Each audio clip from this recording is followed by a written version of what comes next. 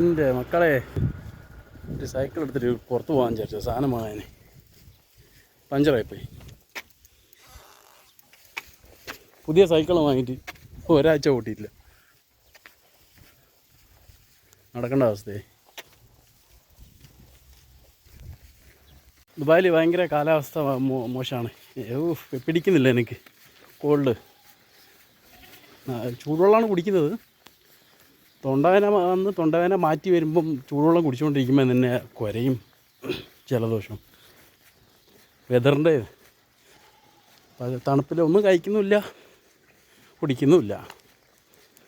ഒരാഴ്ചയായിട്ട് ഇതിപ്പോൾ തൊണ്ടവേന മാറി, പിന്നെയും കുരയും ചെറുങ്ങനൊരു ചുമയും സ്റ്റാർട്ട് ചെയ്യുന്നുണ്ട്.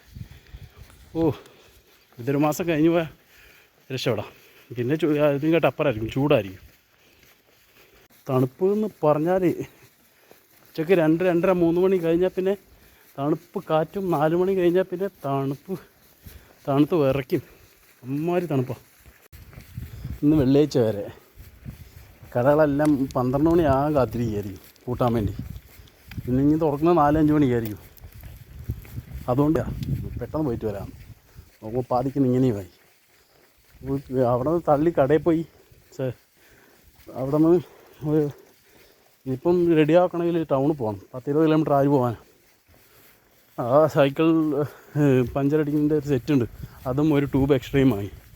ഇവിടെ ഇരുന്നോട്ടെ, ശരിയാക്കാൻ നമുക്ക്. ഇല്ലാത്തതാകുമ്പോൾ ആലോചിക്കണ്ടേ, ചെയ്യാൻ പറ്റുന്ന എനിക്ക് തോന്നുന്നുണ്ട്.